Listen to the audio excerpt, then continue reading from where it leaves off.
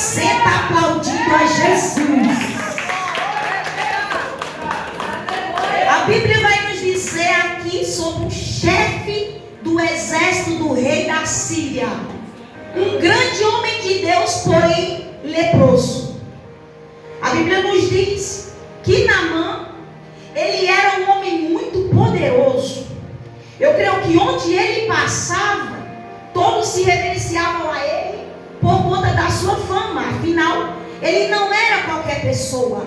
Ele era o chefe do exército do rei da Síria. A Bíblia não fala quanto tempo ele sofreu com essa enfermidade, mas a Bíblia diz que ele sofria com essa enfermidade. Eu creio que quando ele saía lá fora, ele se cobria para que o povo não visse aquela lepra. A Bíblia não diz que ele usava capa, não, a Bíblia não menciona. Mas eu creio que por o poder que ele tinha, ele não andava de qualquer forma na rua, porque a lepra é ferida sobre o corpo. E com a posição que ele se encontrava, missionária, ele não podia andar na rua, porque ele era um homem de grande poder e autoridade. Imagine você, um homem com esse poder, com essa autoridade, o povo da rua vê ele com essa lepra, iria olhar ele de mau olho, iria ver, iria falar a respeito dele. A Bíblia diz que essa enfermidade, eu creio, ele não tinha uma vida social, eu creio. Quando ele andava na rua, ele cobria seu corpo. A pessoa, ele não tinha uma vida social como eu e você tinha. Mas mal sabia ele que aquilo ali iria cessar. Mal sabia ele que a bênção iria chegar na casa dele. Você não está aqui por acaso. Talvez você nem queria estar aqui nessa noite, mas foi o próprio Deus que te trouxe. A Bíblia vai dizer, a Bíblia conta a respeito de uma menina, louvado seja o nome do Senhor, que vem das tropas da Síria e fica ali na casa dele servindo ao Senhor, servindo a sua mulher. E aquela menina, ela não cai ali, ela não chega ali naquela casa por acaso, não. Deus tinha um propósito. Quando acontece alguma coisa na nossa vida, é propósito de Deus. Eu vejo a mão de Deus sobre a vida daquela menina. Às vezes, muitas das vezes, nós ministramos muito sobre Naamã e nós esquecemos dessa menina, porque essa menina, ela foi a ponte para que Naamã recebesse a sua cura. Porque ela chega na sua senhora, ela fala: Senhora, ela via ali, eu creio, o sofrimento do seu Senhor. Ela via ali, eu creio, aquele sofrimento, ele com aquela lepra, aquelas feridas no corpo. E ela vendo aquele sofrimento, a Bíblia diz que ela chega na sua senhora e ela fala: Minha senhora, se ele conhecesse o profeta que está em Samaria, ele seria curado de tal enfermidade. Aleluia. Ela faz a sua senhora saber que há profeta em Samaria. Aquela menina não estava ali por acaso. Eu creio que foi o próprio Deus que colocou ela naquele lugar. Louvado seja o nome do Senhor. A Bíblia diz que ele escuta e ouve, e também fica sabendo a respeito do profeta.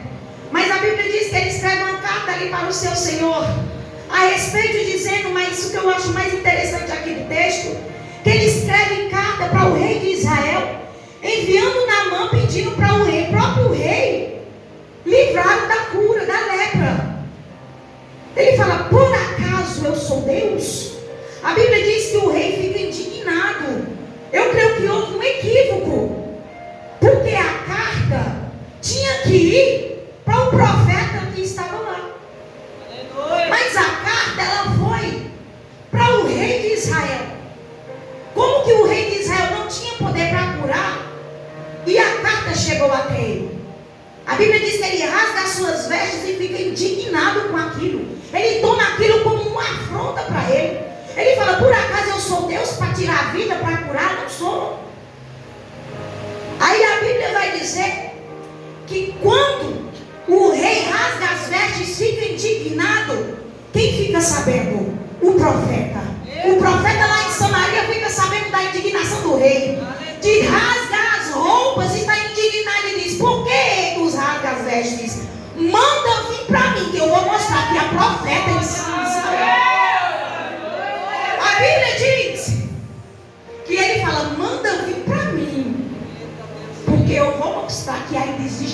profeta. Tem poucos, mas ainda tem. Tem poucos, mas ainda existe. Toque mandagaço. Eu creio que o profeta Eliseu, ele sabia de Naamã. Afinal, Naamã não era qualquer um. Ele era chefe do exército. Eu creio que ele sabia quem era e de quem se tratava. A Bíblia diz que ele chega lá de frente da casa do profeta Eliseu com seus carros, seu cavaleiro, pensando ele que o profeta iria pegar uma cadeira, iria chamar ele, iria fazer até um café para ele se sentar, por a posição a qual ele se encontrava. Mas não foi assim, porque o profeta de verdade, ele não se dobra a ninguém, somente ao Deus de Israel. Mesmo o profeta, sabendo da posição de Naamã, ele não sai nem lá fora. Ele envia um mensageiro a ele para dizer: vai lá. O profeta estava sendo mal educado? Não.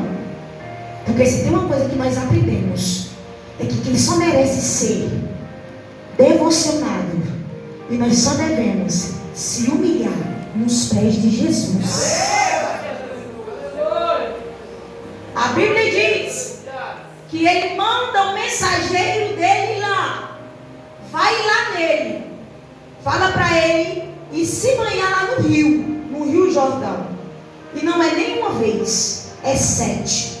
A Bíblia não diz que o rio era sujo. A Bíblia não menciona que a água era preta, muito menos barrenta. A Bíblia diz no Rio Jordão. Mas eu creio que a água era muito ruim. Porque ele diz, ele se sente indignado. Naamã se sente indignado. Ele se sente ofendido. Ele olha e fala: como que pode eu? Ele não vem nem me receber. Ele não vem nem oferecer uma cadeira. Você acha que se o profeta quisesse liberar uma cura de lá mesmo, ele liberava? Mas sabe o que eu aprendo com essa palavra? Naamã naquela hora ele não tinha fé, mas a fé dele tinha que ser exercida. Naamã naquela hora ele tinha que se humilhar nos pés de Jesus. Porque naquela hora ele não estava em tempo de escolher. Ele estava em tempo de se humilhar. Ele não estava em posição de escolher nada. Porque do jeito que ele se encontrava, ele estava mais na posição de se humilhar do que se escolher. Ele não estava para escolher nada. Afinal, ele estava leproso. Ou seja, Naamã precisava mais do profeta do que o profeta dele. Louvado seja Deus. E a Bíblia diz que ele se sente indignado, vira as costas e vai embora. Como que pode eu, chefe, me banhar num rio desse? E para nós receber na presença do Senhor, muitas das vezes nós temos que se humilhar nisso, nós temos que se humilhar na presença dele. Nós temos que descer na presença dele. Porque aquele que se humilha, aquele que desce, ele levanta vitorioso. Louvado seja Deus. A Bíblia diz que o seu servo diz: meu Senhor, se fosse algo tão simples, eu creio que o Senhor faria. Se fosse algo mais difícil, eu creio que o Senhor faria. Porque algo tão simples o Senhor não pode fazer. A Bíblia diz que ele teve que se voltar e se humilhar. A fé dele ia ser lançada naquela hora. A Bíblia diz que ele vai lá no Rio Jordão, onde o profeta disse. Ele fez conforme o profeta mandou. A Bíblia diz que ele desce uma, não aconteceu nada. A Bíblia diz que ele desce duas, não aconteceu nada. A Bíblia diz que ele desce três, não aconteceu nada. A Bíblia diz que ele desce 7, ele olha para a sua carne e está sã.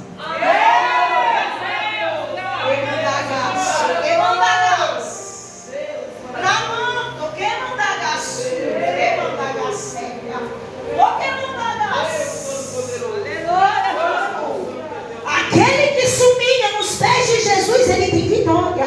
Aquele que desce, ele tem vitória. Aquele que desce, ele é liberto. Aquele que desce, ele é curado. Aquele que desce, é restaurado. Naamã desceu, quebrou seu orgulho, mas subiu vitorioso.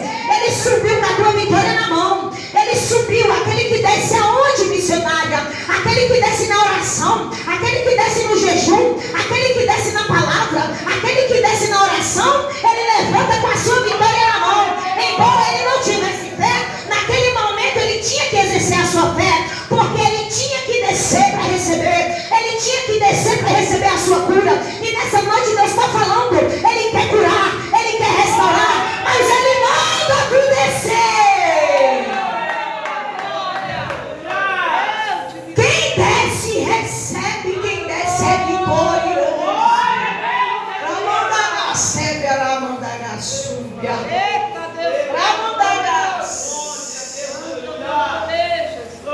Pelo fato dele ser chefe, todos lhe obedeciam. Ele deve ter pensado: que profeta é esse que não libera apenas uma palavra e eu fico sã?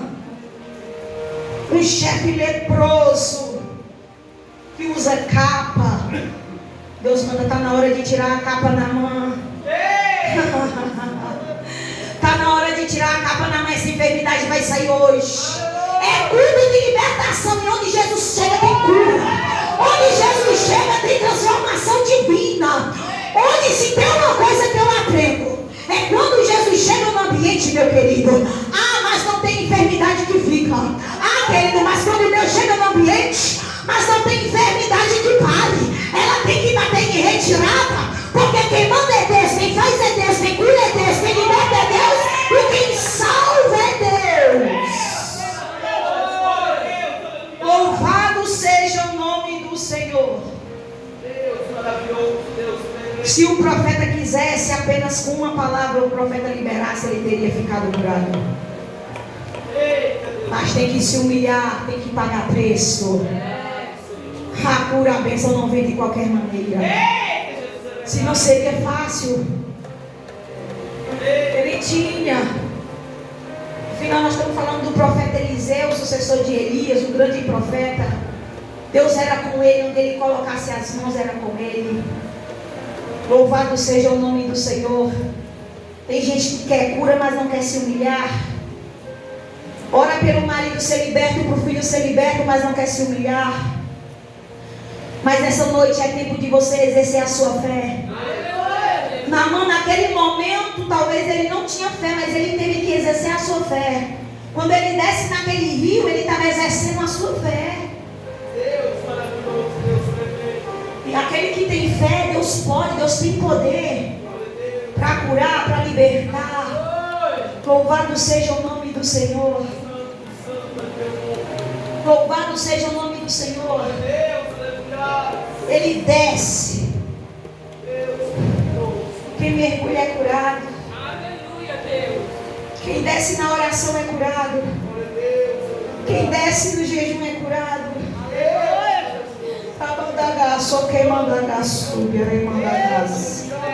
Quem desce para se humilhar, levanta exaltado pelo Deus de Israel. Porque aquele que se humilha diante dos pés de Jesus, ele exalta. Não é os humilhados serão exaltados, é aquele que se humilha será exaltado. É quem se humilha, é só quem se humilha. Porque muitos pregam, Deus vai te exaltar, Deus vai te exaltar. Mas antes de Deus exaltar, tem que se humilhar primeiro. Tem que se humilhar nos pés de Jesus e dizer: Senhor, estou 100% dependente de Ti, papai. Eu não posso, eu não sei, mas o Senhor pode tudo. Porque o Deus é Deus que dá a vida, é o Deus que tira a vida. É o Deus que abre porta e o Deus que fecha porta. E a porta que Ele abre, ninguém fecha. E a porta que Ele fecha, ninguém pode abrir. Naamã teve que descer, teve que se humilhar. Se coloque de pé, eu quero orar por você.